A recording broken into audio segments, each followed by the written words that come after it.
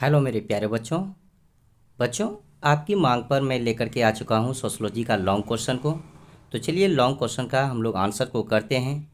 इससे पहले मैं बता देना चाहता हूँ कि शॉर्ट क्वेश्चन का वीडियो अपलोड हो चुका है। मैं उसका लिंक जो है डिस्क्रिप्शन बॉक्स में दे दूँगा। आप लोग उस शॉर्ट वीडियो को भी जा करके देख लें। तो चलिए इसी के साथ हम लोग बढ़ते हैं पहला नंबर क्वेश्चन की ओर।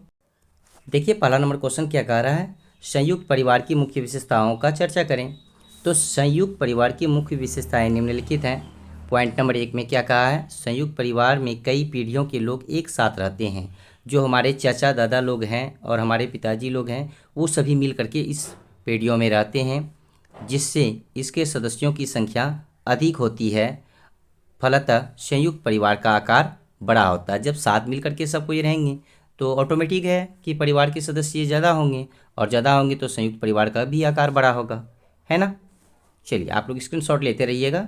जो छात्र इस चैनल पे नए हैं वो सब्सक्राइब कर लें, क्योंकि इस प्रकार का वीडियो मैं आप लोगों के लिए लेकर के आते रहता हूँ। इसी के साथ दूसरा नंबर पॉइंट देखिए, संयुक्त परिवार का सामान्य निवास होता है। इसके सभी सदस्य एक छत के नीचे रहते हैं।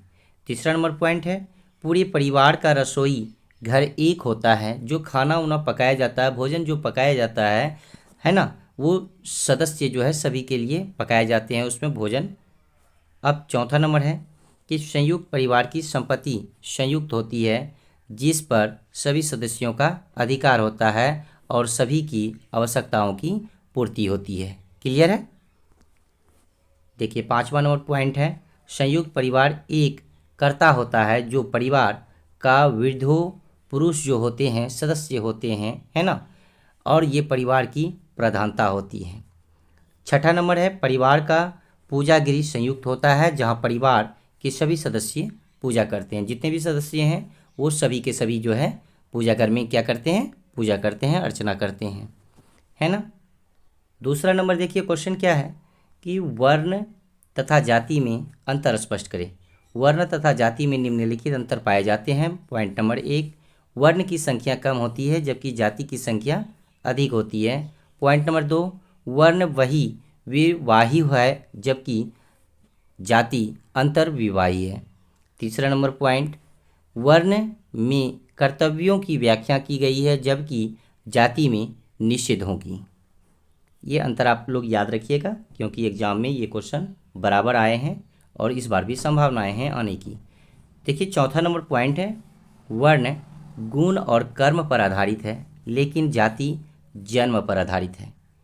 जाति, जो बच्चे जिस जाति में जन्म लेंगे, यानी जन्म लेंगे तभी तो उसका जो है क्या कहते हैं जाति निर्धारित होगा, है ना। पांचवा नंबर है, वर्ण को बदला जा सकता है लेकिन जाति को बदला नहीं जा सकता है। कोई भी जाति बदल सकते हैं क्या? नहीं बदल सकते हैं। क्यों? क्योंकि जब बच्चे माँ के गर्भ में ही आते हैं तभी से उसका जाति जो है निर्धारित हो जाती है। छठा नंबर पॉइंट, वर्ण समानता पर आधारित है जबकि जाति में ऊंच नीच का भेदभाव किया जाता है। सातवां नंबर पॉइंट है, वर्ण में खान पान संबंधी प्रबंध नहीं पाया जाता है जबकि जाति में खान पान संबंधी प्रतिबंध पाया जाता है। देखिए तीसरा नंबर क्वेश्चन, एड्स की समस्या पर निबंध लिखें। एड्स की एक जो है भयानक बीमारी है जो पूरे दुनिया में फैली हुई है। इसके फैलने के निम्नलिखित कारण हैं। अगर आपके सामने एक क्वेश्चन आएगा एड्स दिवस कब मनाए जाते हैं, तो आप लोग लगा दीजिएगा, ऑप्शन में रहेगा 1 दिसंबर को। कब? 1 दिसंबर को एड्स दिवस मनाया जाता है। देखिए इसका पॉइंट नंबर 1 में क्या कहा है, रोगग्रस्त पुरुष या स्त्री से यौन संबंध जो है स्थापित करने से। यह एड्स की बीमारी जो है क्या होता है, जो एक पुरुष होते हैं एक स्त्री होते हैं यौन संबंध स्थापित करने से होता है। और दूसरा नंबर है दूषित इंजेक्शन का इस्तेमाल से। अगर कोई डॉक्टर सुई लगाते हैं तो एक बार ही उसे यूज करना चाहिए, उस सुई को बार बार यूज नहीं करना चाहिए। इससे नहीं तो क्या होता है, एड्स की बीमारी होने की समस्याएं लगी रहती है। अब देखिए पॉइंट नंबर 3 है, एक से अधिक लोगों से यौन संबंध रखना, है ना। पॉइंट नंबर 4 है, नशे की आदत होना जो इंजेक्शन के द्वारा लिए जाते हैं, इससे भी जो है एड्स की समस्याएं हो सकती है।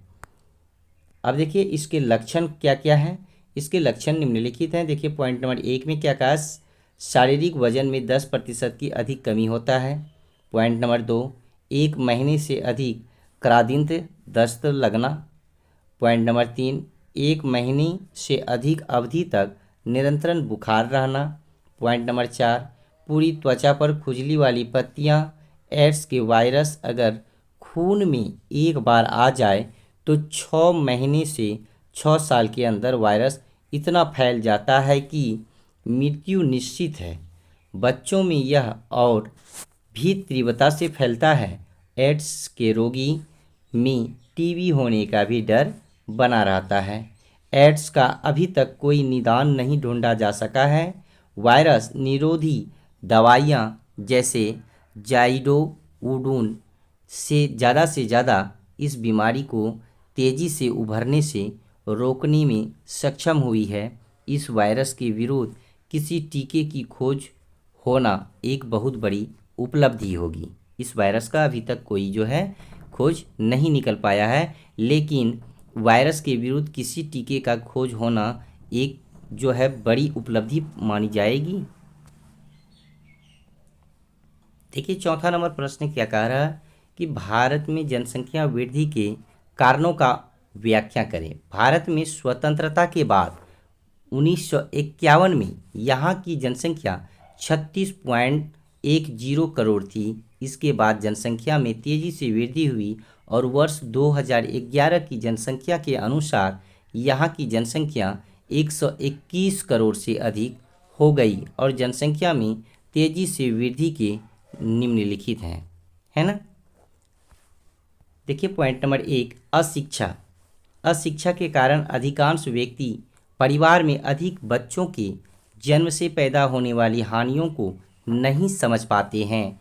वे रूढ़ियों और अंधविश्वासों में यानी अंधविश्वासों से जकड़े रहते हैं जो समाज की प्रगति में बाधक होते हैं।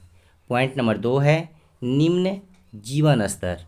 निम्न जीवन स्तर और जनसंख्या वृद्धि के बीच प्रत्यक्ष संबंध होता है।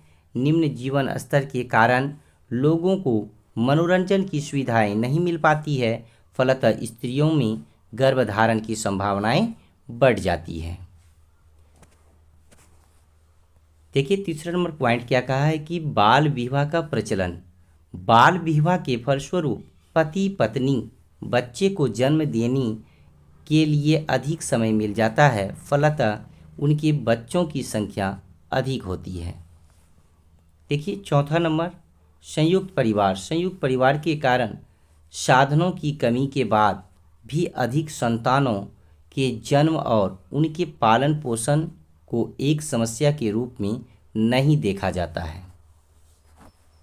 पांचवा नंबर पॉइंट है भाग्य में विश्वास। बच्चे ईश्वर की देन है, ऐसा विश्वास हमारे समाज में पाया जाता है। पुत्र जन्म के बिना व्यक्ति को मोक्ष नहीं मिलता है। इस तरह के विश्वास जनसंख्या को बढ़ाते हैं, है ना। देखिए, पॉइंट नंबर 6 क्या कह रहा है जन्म और मृत्यु दर का असंतुलन।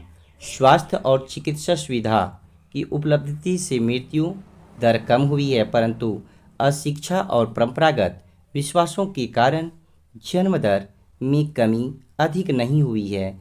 जनसंख्या में होने वाली वर्तमान वृद्धि इसी दशा का परिणाम है। अब इसी के साथ हम लोग बढ़ते हैं 5वां नंबर प्रश्न पे। तो इससे पहले मैं बता देना चाहूँगा जो छात्र इस चैनल पे नए हैं वो चैनल को सब्सक्राइब कर लें, बेल आइकन का बटन को दबा करके नोटिफिकेशन ऑन कर लें ताकि वीडियो जब भी अपलोड हो सबसे पहले आपको नोटिफिकेशन के द्वारा मिल जाए। और मैं इसका जो शॉर्ट क्वेश्चन करा चुका हूँ उसका लिंक इसके डिस्क्रिप्शन बॉक्स में दे दूँगा। आप लोग उस वीडियो को भी जा कर के देखें और हमें कमेंट्स करें कि आप लोगों को वीडियो कैसा लगा। तो चलिए 5वां नंबर हम लोग बढ़ते हैं लैंगिक विषमता के कारणों का वर्णन करें। तो लैंगिक विषमता के निम्नलिखित कारण हैं। पॉइंट नंबर 1 पुरुष प्रधान सामाजिक व्यवस्था। हमारे पारस्परिक संबंधों संपर्क की प्राकृतिक तथा मनोवृत्ति का निर्धारण सामाजिक व्यवस्था करती है।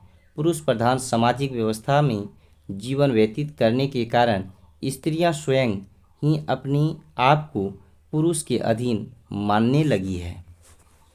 दूसरा नंबर पॉइंट कहा है कि ग्रामीण अर्थव्यवस्था के बारे में। ग्रामीण अर्थव्यवस्था ने लोगों को इतना परंपरावादी बना दिया है कि उसमें अपने अधिकारों के प्रति चेतना पैदा नहीं हुई है। तीसरा नंबर पॉइंट शिक्षा का अभाव। शिक्षा के अभाव के कारण अंधविश्वासों तथा मनगढ़ंत धार्मिक कथाओं का इतना प्रभाव इतना बढ़ गया है कि पुरुषों से समानता के बारे में सोचना भी पाप समझा जाने लगा है। चौथा नंबर पॉइंट है अति सहनशीलता।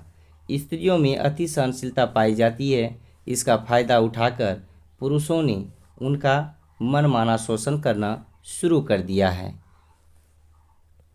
अब देखिए छठा नंबर प्रश्न है आपके सामने, ग्रामीण समुदाय के मुख्य विशेषता का उल्लेख करें।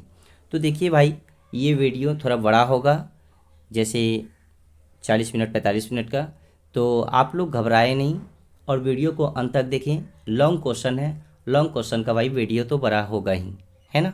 तो चलिए इसका उत्तर को हम लोग पढ़ते हैं।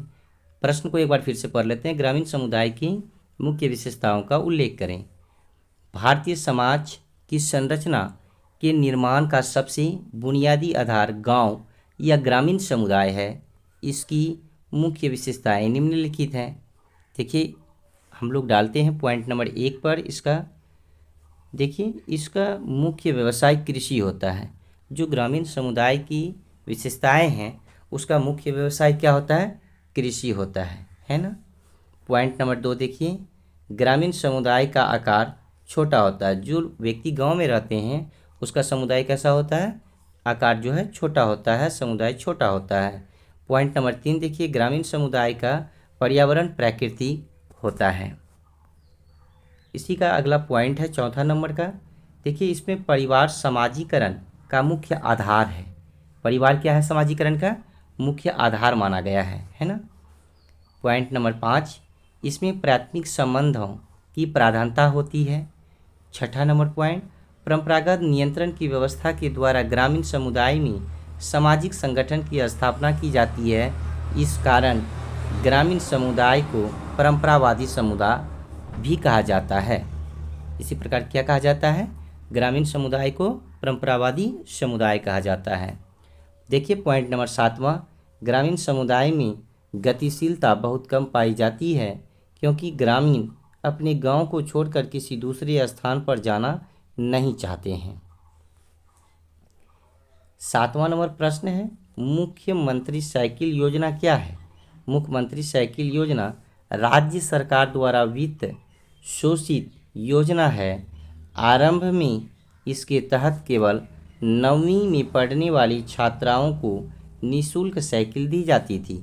बाद में 9वीं कक्षा में पढ़ने वाली छात्रों को भी इस योजना में शामिल किया गया। उन्हें भी निःशुल्क साइकिल मिलने लगा। वर्तमान में इस योजना के तहत 9वीं कक्षा के छात्र छात्राओं को साइकिल के लिए 2500 रुपये, कितने? 2500 रुपये दिए जाते थे, है ना, या दिए जाते हैं। यह राशि उन्हीं छात्रों को दी जाती है जिनकी स्कूल में 75% जो है अटेंडेंस अर्थात उपस्थिति होती है। कितना प्रतिशत? 75% स्कूल में उपस्थिति होने के बाद उसे कितने रुपए मिलते थे साइकिल के लिए? 2500 रुपये। 8वां नंबर देखिए, प्रश्न कह रहा है लिंग समानता क्या है? पुरुष एवं महिलाओं के बीच लिंग के आधार पर भेदभाव नहीं करना लिंग समानता कहलाता है। भारतीय संविधान द्वारा लिंग समानता का प्रावधान भी किया गया है। 9वां नंबर प्रश्न है, बाल मजदूरी की 2 समस्याओं का वर्णन करें। बाल मजदूरी की 2 समस्याएं निम्नलिखित हैं। पॉइंट नंबर 1, बाल मजदूरी के कारण बच्चे शिक्षित अर्थात शिक्षा से वंचित रहते हैं, जिसके कारण उसमें शिक्षा का अभाव पाया जाता है। अगर छोटे छोटे जो बालक होते हैं वे अगर मजदूरी करने चला जाएंगे तो वो तो शिक्षा से वंचित हो जाएंगे, स्कूल जा नहीं पाएंगे। अगर स्कूल नहीं जाएंगे बच्चे तो वह जो है शिक्षा कहाँ से प्राप्त कर पाएंगे। तो इसी कारण जो है हमारे देश में जो छोटे छोटे बच्चे मजदूरी करने के लिए जाते हैं तो वो जो है शिक्षा से वंचित रह जाते हैं, और जिसके कारण जो है उसके अंतर आत्मा में जो है शिक्षा की कमी हो जाती है। क्लियर है। पॉइंट नंबर 2 देखिए क्या कहा है, बाल मजदूरों को कम मजदूरी दी जाती है। यानी बाल मजदूर जो होते हैं, छोटे छोटे बालक जो होते हैं, जो बड़े बालक होते हैं उससे जो है अधिक लगभग अधिक काम कराया जाता है, लेकिन फिर भी जो है मजदूरी उसको कम दी जाती है। क्यों? क्योंकि वे छोटे बच्चे होते हैं।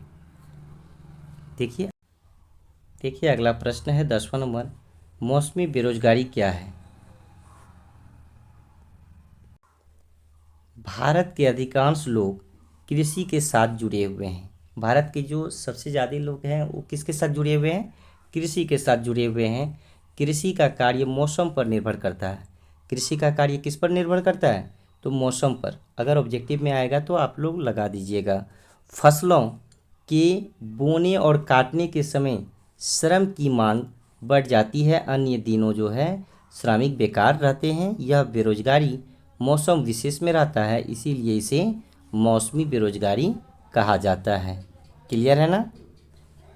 इसी के साथ हम लोग बढ़ते हैं 11वां नंबर प्रश्न पे। 3 तलाक की अवधारणा को स्पष्ट करें। 3 तलाक को तलाक उल विद्दत भी कहा जाता है। जब कोई मुसलमान अपनी शादी को तोड़ना चाहता है तो वह पत्नी को 3 बार तलाक कहता है। 3 बार पत्नी को तलाक कहने पर पत्नी से उसका तलाक या विवाह विच्छेद हो जाता है। 12वां नंबर प्रश्न है, बिहार में जातीय तनाव के 2 कारणों की चर्चा करें। बिहार में जातीय तनाव के 2 कारण निम्नलिखित हैं। पहला नंबर है, राजनीतिक सत्ता की प्राप्ति की इच्छा के चलते जातीय तनाव पाया जाता है। और दूसरा है, जातीय गुटों का गठन कर हर जाति अपने सदस्यों को अधिकतम लाभ दिलाने का प्रयास करता है, जिसकी वजह से भी जातीय तनाव पाया जाता है। क्लियर है ना? आप लोग स्क्रीनशॉट लेते रहिएगा क्योंकि बार बार आपको वीडियो देखना ना पड़े। देखिए एड्स से आप क्या समझते हैं? एड्स का पूरा नाम है एक्वायर्ड इम्यून डिफिशियेंसी सिंड्रोम। यह एक भयानक बीमारी है जो पूरी दुनिया में फैली हुई है। इसके फैलने के निम्नलिखित कारण हैं। पॉइंट नंबर 1, रोगग्रस्त पुरुष या स्त्री के यौन संबंध स्थापित करना। पॉइंट नंबर 2, दूषित इंजेक्शन का इस्तेमाल करना। पॉइंट नंबर 3, एक से अधिक लोगों के साथ यौन संबंध रखना। और पॉइंट नंबर 4, नशे की आदत होने और इंजेक्शन के द्वारा लिए जाते हैं। शायद मैं इस क्वेश्चन को पीछे भी करा चुका हूँ, खैर कोई बात नहीं, आप लोग ध्यान से इसको नोट कर लीजिएगा। देखिए 14वां नंबर प्रश्न क्या कह रहा है, समेकित बाल विकास योजना की विवेचना करें। समेकित बाल विकास योजना एक राष्ट्रीय कार्यक्रम है जो 6 वर्ष से कम उम्र के बच्चों की ज़रूरतों को पूरा करता है। यह छोटे बच्चे को पूरक पोषणाहार अर्थात पोषाहार, स्वास्थ्य सुविधा और स्कूल पूर्वी शिक्षा जैसी सुविधाएं एकीकृत से पहुंचता है।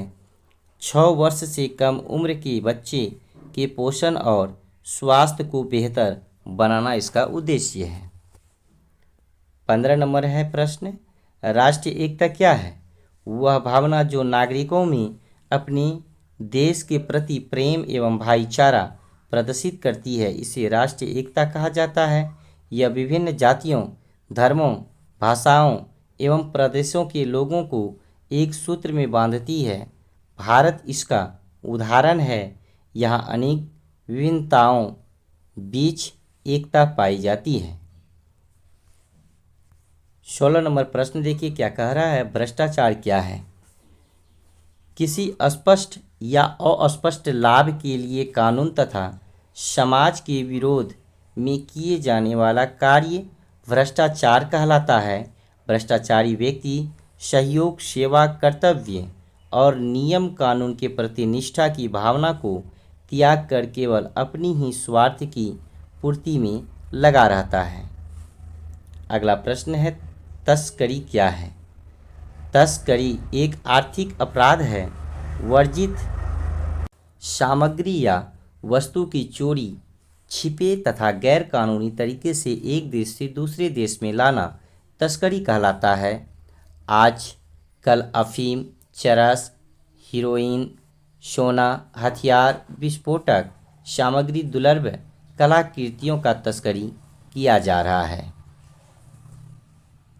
18 नंबर प्रश्न है, संप्रदायवाद की परिभाषा दें या सांप्रदायिकता क्या है। अथवा में प्रश्न हो सकता है आपके सामने कि सांप्रदायिकता क्या है या संप्रदायवाद की परिभाषा दें। तो देखिए, संप्रदाय का अभिप्राय उस भावना से है जो व्यक्ति के मन में अपनी जाति, धर्म या संप्रदाय के प्रति निष्ठा की भावना पैदा करती है, जिससे व्यक्ति अपनी जाति, धर्म, संप्रदाय को दूसरे से श्रेष्ठ समझता है। भारत में संप्रदायवाद पूर्ण रूप से धार्मिक भावना और धार्मिक अंधविश्वास से संबंधित है। 19 नंबर प्रश्न है, उपनिवेशवाद से आप क्या समझते हैं। उपनिवेशवाद का संबंध साम्राज्यवादी व्यवस्था से है। साम्राज्यवाद की नीति रही है अपनी साम्राज्य का विस्तार करना, जिसके अंतर्गत वे किसी दूसरे देश पर राजनीतिक अधिकार जमा कर उसका आर्थिक शोषण करना। इंग्लैंड, फ्रांस आदि यूरोपीय देश उपनिवेशवाद के पोषण रहे हैं और इंग्लैंड ने भारत को अपना उपनिवेशवाद बनाया, यानी इस राजनीतिक स्वामित्व प्राप्त करने का इसका जो है भरपूर आर्थिक शोषण किया। देखिए, 20 नंबर प्रश्न है, नव उपनिवेशवाद क्या है। उपनिवेशवाद का बदला हुआ रूप नव उपनिवेशवाद है। इसका तात्पर्य कि आज भी विकसित देश अपनी आर्थिक और सैन्य शक्ति की सहायता से कमजोर देशों को अपनी शर्तों मनाने के लिए जो मजबूर कर रहे हैं। वैश्वीकरण तथा उदारीकरण के नाम पर अमेरिका और यूरोप की बहुराष्ट्रीय कंपनियां का बढ़ता हुआ आर्थिक प्रभाव नव उपनिवेशवाद के रूप में ही स्पष्ट करता है। कूटनीतिक चालों के द्वारा आतंकवाद या मानवाधिकार के नाम पर ऐसे देश द्वारा अपने से कमज़ोर देशों को विभिन्न प्रकार के समझौते के लिए बाध्य करना भी उपनिवेशवाद के इसी रूप का उदाहरण है। क्लियर है। आप लोग बीच बीच में स्क्रीनशॉट लेते रहिएगा। अब आपके 2 या 3 क्वेश्चन बचे हुए हैं, तो चलिए उस क्वेश्चन को कर लेते हैं। मैं इससे पहले एक बार बता देना चाहता हूं, जो छात्र हमारे इस चैनल पे नए हैं वो कृपया सब्सक्राइब कर ले, क्योंकि इस प्रकार की वीडियो और इस प्रकार के क्वेश्चन आंसर ऑब्जेक्टिव आप लोगों के लिए मैं लेकर के हमेशा आते रहता हूं। चलिए इसी के साथ हम लोग बढ़ते हैं 21वां नंबर प्रश्न पे। भूमंडलीकरण से आप क्या समझते हैं। भूमंडलीकरण एक बहुआयामी अवधारणा है जो मूलतः अर्थव्यवस्था से संबंधित है। सी रंगाराजन के अनुसार भूमंडलीकरण का अभिप्राय आर्थिक व्यवस्था के विभिन्न पक्षों में समन्वय है। उन्होंने स्पष्ट किया है कि अर्थव्यवस्थाओं तथा समाज के बीच सूचना, विचारों, तकनीकों, वस्तुओं और सेवाओं तथा वित्त के बीच समन्वय की प्रतिक्रिया के साथ भूमंडलीकरण संबंधित है। विभिन्न देशों के लोगों तथा समाज उस प्रक्रिया से जुड़े हैं, है ना। ये किसके अनुसार था, तो देख लीजिए ये किसके अनुसार था, ये था सी रंगराजन के अनुसार। अब चलिए हम लोग गिडेंस के अनुसार भूमंडलीकरण को समय तथा स्थान के आधार पर परिभाषित किया जा सकता है। भूमंडलीकरण के 3 प्रमुख प्रेरक हैं। पहला है बाजार की खोज, दूसरा है बहुराष्ट्रीय निवेश तथा तीसरा है प्रौद्योगिकी, इलेक्ट्रॉनिक एवं कंप्यूटर नेटवर्क। अगला प्रश्न है 22 नंबर, हरित क्रांति से आप क्या समझते हैं। हरित क्रांति का तात्पर्य ऐसे आंदोलन से है जो कृषि उत्पादन में वृद्धि से संबंधित है। इस क्रांति के कारण अब देश में ज़रूरत से ज़्यादा अनाज का उत्पादन होता है और देश में खाद्यान्न की कमी नहीं है। गेहूं के उत्पादन पर इस क्रांति का सबसे अधिक प्रभाव पड़ा है, इसीलिए कुछ लोग इसे गेहूं क्रांति भी कहते हैं। 23 नंबर प्रश्न है, पर्यावरण विनाश पर एक संक्षिप्त टिप्पणी लिखें। पर्यावरण के महत्वपूर्ण घटक हैं जल, वायु, मृदा और ध्वनि। इन घटकों से मनुष्य का आरंभ से ही घनिष्ठ संबंध रहा है। मनुष्य अपनी क्रियाकलापों से इन घटकों को प्रदूषित कर रहा है। पेड़ पौधों तथा जंगलों को काटकर मनुष्य वायु प्रदूषण को बढ़ाता है। इसके अलावे कल कारखानों तथा फैक्ट्रियां स्थापित की गई है। उनकी चिमनियाँ जो होते हैं, धुआं निकलता है, वह भी वायु प्रदूषित कर रहा है। इन कल कारखानों के कारण जल भी प्रदूषित हो रहा है, क्योंकि इसके गंदे तथा विषैले पानी नदियों में गिराए जाते हैं। आज वाहनों की जनसंख्या में काफ़ी वृद्धि हुई है, जिससे ध्वनि प्रदूषण होता है। इस प्रदूषण के कारण हृदय रोग तथा बहरापन की बीमारी हो रहा है। तो आज के वीडियो बस यहीं तक। ये लास्ट आपका जो है क्वेश्चन था। आप लोगों को वीडियो कैसा लगा आप लोग हमें ज़रूर कमेंट बॉक्स में बताइएगा। तब तक के लिए जय हिंद, जय भारत।